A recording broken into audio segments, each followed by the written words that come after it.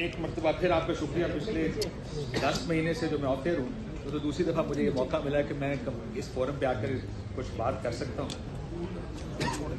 मुल्क के हालात तो आप जानते हैं। अब आप तहरीके तहफ़्फ़ुज़ आइन, यहाँ पर इस मुल्क में आइन की क्या हालत है, जमहूरियत की क्या सूरत हाल है, मैं उससे ज़्यादा हमारी जो मीडिया की हालत है ज़रा उस पर बात हम करते भी रहे हैं, करते रहते भी हैं। और आज भी कोशिश करूँगा कि अपना मुकदमा जो मीडिया का भी पेश करूँ। उसे जाने से पहले मेरा ये ज़ाती ख्याल, हम बड़े ऐसे से बात पिछले 20, 25, 30 साल से करते रहे कि इस मुल्क में निज़ाम बनाना मुश्किल, उस निज़ाम अच्छा निज़ाम बनाना और भी मुश्किल है। अगर आप निज़ाम को ख़राब और बर्बाद कर देंगे, उसको दोबारा खड़ा करना उससे भी ज़्यादा मुश्किल है। और हम उस निज़ाम को अब ख़राब कर रहे हैं। इस मुल्क में पार्लियामेंट रात को 12 बजे बगैर देखे आइन की तरमीम कर देती है। सुप्रीम कोर्ट में जो हालात हैं वो देखें आप, बाहर से ला के हाई कोर्ट्स में चीफ जस्टिस लगा दिए गए हैं। अब ये इदारे हैं पाकिस्तान के। मैं जब हमारे पे केसेस मेरे पे बनने शुरू हुए तो एक मशवरा मुझे ये दिया गया, कोशिश करें, खासकर जब पैमरा का पहला नोटिस आया और हम मुझ पे केस बना, कि कोशिश करें फैसला ही खिलाफ ना हो, क्योंकि आगे किसी जगह आपको रेमेडी नहीं मिलेगी। लेकिन हमारे मुल्क में इस वक्त जमहूरियत से ज़्यादा, जमहूरियत की जो हालत है, ज़्यादा अगर कहें कि मिनी मार्शल लॉ नुमा निज़ाम है तो शायद गलत नहीं होगा। लेकिन ये अब से हमारा मसला शुरू नहीं हुआ। मैं पहले भी ये कह चुका कि ये हाइब्रिड निज़ाम, इसने इस मीडिया को बहुत नुकसान पहुंचाया। जब पावर सेंटर सारे इकट्ठे हो गए, ऑपोजिशन तो हमेशा से हमारा एक नेचुरल एलाय रहा है, हमेशा से हमारी अलायंस रही है ऑपोजिशन के साथ। जब भी ऑपोजिशन होती है हम ये फ्रेंड्स विद द ऑपोजिशन। लेकिन ये जब से हुकूमत और फौज एक पेज पर आए हैं, उसकी सबसे बड़ी कैजुअलिटी पिछले 4 साल में मीडिया बना। हमारे साथ बड़ा मसला, मैं आपको अपनी ज़ात की मिसाल अगर कहें तो मैं दे भी देता हूँ। जैसे मैंने कहा कि पैमरा के नोटिस तो आए, फिर मुझे FBR के जब नोटिस आने शुरू हुए तो मेरे वकील ने एक दिन फ़ोन करके कहा, सर ऐसा कोई कानून नहीं FBR का जो हम पे ना लग गया होगा। मैं ये दावा तो नहीं करता, लेकिन मेरी ये खुशफहमी है कि शायद मैं पाकिस्तान के सबसे ट्रांसपेरेंट टैक्स पेयर्स में से एक हूँ। मैंने आज तक जो भी चीज़ खरीदी है वो को DC रेट पे नहीं खरीदी, मार्केट रेट पे खरीदी, सिर्फ इसलिए ताकि मैं सिस्टम को हुडविन करके कोई काम ना करूँ। इसलिए मुझे बड़ा इस बारे में अपने ऊपर एक जोम रहा है कि मैं एक अच्छा टैक्स पेयर हूँ। लेकिन फिर जो FBR के निज़ाम ने मेरे साथ किया, मैंने किसी से पूछा, उन्होंने कहा सर ये हम नहीं कर रहे, ये कोई और कर रहा। एक दिन मुझे लाहौर से, मेरे इन-लॉज लाहौर होते हैं, वहाँ से फ़ोन आया कि आप पर FIA का कोई फाइनेंशियल फ्रॉड की इंक्वायरी चल रही है। क्योंकि उनके सारे जो बैंकर्स थे उन्होंने फ़ोन करके उनको बताया कि उनको FIA की तरफ से खत आए फाइनेंशियल फ्रॉड के लिए कि काशिफ अब्बासी के खिलाफ ये है। तो उनके सारे अकाउंट्स, तो मेरे इन-लॉज तक के अकाउंट्स चेक किए गए।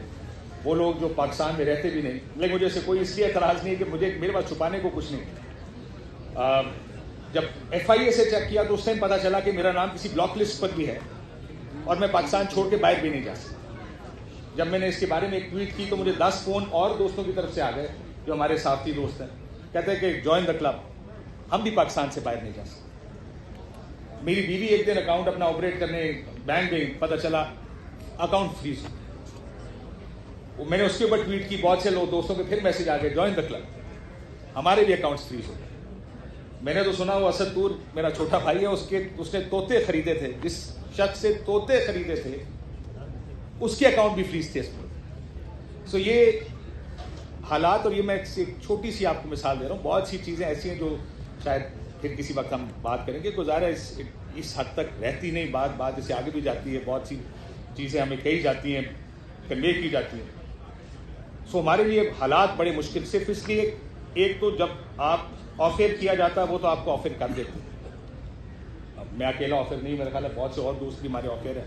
तो ये मुकदमा सिर्फ मेरे अकेले का नहीं, ये मुकदमा उन तमाम दोस्तों का है जो टीवी पर बात करना चाहते हैं लेकिन उनको बात नहीं करने दी जाती। मैं तो बहुत कुछ देख चुका। मेरा पहली बैन मेरे पे आया था 2007 में, मेरे पे 2020 में ब्लास्फेमी भी लगाई थी एकदम, और मेरे में मस्जिदों में तकरीरें भी हुई मेरे खिलाफ। लेकिन ये निज़ाम तो ये तो हम भुगतते आ रहे हैं पिछले बहुत अरसे से, लेकिन पिछले 4-5 साल में ये ज़्यादा ख़राब हो गया, ये ज़्यादा सख्ती आ गई है इसमें। इट्स बिकम ईजी कि किसी एक पॉलिटिकल व्यू को या किसी भी वजह, किसी शख्स के व्यू को कंट्रोल ज़बरदस्ती जोर से करने की कोशिश की और अब पीका भी आ गया। मुझे याद है जब पिछली हुकूमत में पीका आया था तो पार्लियामेंट हाउस के सामने हमने कैंप लगाया, हम सारे उसमें तकरीरें करते थे, ऑपोजिशन आती थी। लेकिन इस दफ़ा पीका लगा, इस दफ़ा हम किसी जगह ना कैंप लगा रहे हैं, ना सहाफ़ी इकट्ठे होकर किसी चीज़ के ख़िलाफ़ अपनी चीज़ के लिए एहतजाज कर रहे हैं, लेकिन लेबलिंग हम सारे कर देते हैं। जो शख्स कहता है कि इलेक्शन में धांधली हुई तो उसको कहा जाता है कि आप इसलिए करें क्योंकि आप एक खुसूसी जमात के की वजह से ये काम करें। हालांकि 2018 के इलेक्शन में मुझे याद है मेरी यही बहस उस वक्त के फौजियों से भी हुई थी, जब मैं कहता था कि प्री पोल तो हुई है, तो जब वो कहते थे कि आप कैसे ये टीवी पर बैठ के कह सकते हैं। लेकिन मसला यहाँ पर यह कि आप उसकी सजाएं देनी शुरू कर पहले ही लेकिन पिछले 4-5 साल में जैसे मैंने कहा कि ये बहुत ज़्यादा बढ़ना शुरू हो गया। FIA के मुकदमे, मुझे नहीं पता, नैब जाऊँगा तो शायद नैब का भी कोई मुकदमा बना हो, FBR, पैमरा, कोई चीज़ इन्होंने छोड़ी नहीं कि जिसका सामना हमें ना करना पड़ा हो। मेरी 2-3 महीने वो थोड़ा सा सुकून आया। 25 साल मैंने जर्नलिज्म किया है, मैंने इतने सख्त हालात मेरा ख्याल है जर्नलिस्ट के लिए।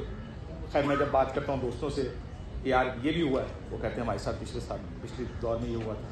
अगर कहें कि ये धमकी आई थी, कहते हैं हमें भी ये धमकियाँ आई थी। तो ये पिछले कुछ अरसे में तो कुछ ज़्यादा ये काम बढ़ गया है। मतीउल्लाह जान मेरा भाई बैठा है यहाँ पे, आपको फुटेजेस तो याद होंगी जब इसको उठाने की कोशिश की गई थी। ये सब अब एक रूटीन बनती जा रही है। मैं उन लोगों को, अपने दोस्तों को जो टीवी पर बैठ के आज प्रोग्राम कर रहे हैं, दाद देता हूँ कि वो प्रोग्राम करें जिस माहौल में वो प्रोग्राम। मैं बहुत से दोस्तों से, आप तो मेरे भाई हैं सारे, मैं उनसे मिलता हूँ, वो कहते हैं यार पिछले हफ्ते हम पॉलिटिक्स पे बात नहीं कर सके क्योंकि वो प्रेशर बहुत था। तो किसी ने स्पोर्ट्स पे बात कर ली, किसी ने फॉरेन अफेयर्स, और ये जब फॉरेन इश्यूज आते हैं तो शुक्र करते हैं कि कोई फॉरेन इश्यूज आए, क्योंकि वो पॉलिटिक्स पर बात करना इस मुल्क में इतना मुश्किल हो गया है कि जो लोग बात कर रहे हैं, मैं इन ऑल ऑनेस्टी मैं उनको दाद देता हूँ कि शायद ऑफ एयर होना ज़्यादा आसान है, ऑन एयर होना ज़्यादा मुश्किल है। बहुत से लोग जब ये अपनी फ्रस्ट्रेशंस हम सारे बैठते हैं, वो फ्रस्ट्रेशन में रोज कि किस तरह लोग, हमारे दोस्त साथी फ्रस्ट्रेटेड हैं इस टाइम कि किस हद तक पाबंदी है, कि किस हद तक जाके कहा जाता है कि ये नहीं चलेगा, ये नहीं चलेगा, ये गेस्ट नहीं आएगा। जिस दिन रात को कोई गेस्ट आए, एक मैसेज आया था कि ये गेस्ट टीवी पर नहीं आएगा। तो ये है वो माहौल जिसमें बहुत से लोग हम काम कर रहे हैं और बहुत से लोग जिनको काम नहीं करने दिया जाता। इस मुल्क में अगर हमारी जमहूरियत और आइन के साथ जो हालात हैं वो इस वजह से भी ख़राब होते जा रहे हैं, क्योंकि मीडिया जब वो बात नहीं कर पाएगा तो जाहिर है वो जो स्पेस मीडिया क्रिएट करता है सियासी जमातों के लिए, अपोजिशन सियासी जमातों के लिए, अच्छे जो असूल हैं उनके लिए, वो स्पेस ख़त्म हो जाती है। आज मेरे बहुत से दोस्त टीवी पर बैठकर बहुत प्रेशर्स के अंदर काम कर रहे हैं और वो इन बहुत से इशूज़ पे बात नहीं कर सकते। उम्मीद करते हैं कि सेंस विल प्रिवेल। अभी शायद खाकान अब्बासी साहब ने, भाई मेरे, कहा कि मीडिया में आवाज़ अब नहीं उठ सकती है। उसकी यही वजह शायद, क्योंकि मीडिया में आवाज़ उठाने की अब इजाज़त नहीं देते। क्या टॉपिक्स आएंगे, नहीं, कुछ टॉपिक्स की इजाज़त, कुछ लोगों को बुलाने की इजाज़त नहीं है। तो इसलिए बहुत कदगने, बहुत पाबंदियाँ हैं जिसके अंदर ये मीडिया काम कर रहा है। और ये लड़ाई आपकी ज़ाहिर है, लेकिन हमें एज मीडिया, हमने माजी में बहुत लड़ाइयाँ लड़ी हैं। मुझे लगता है कि लड़ाई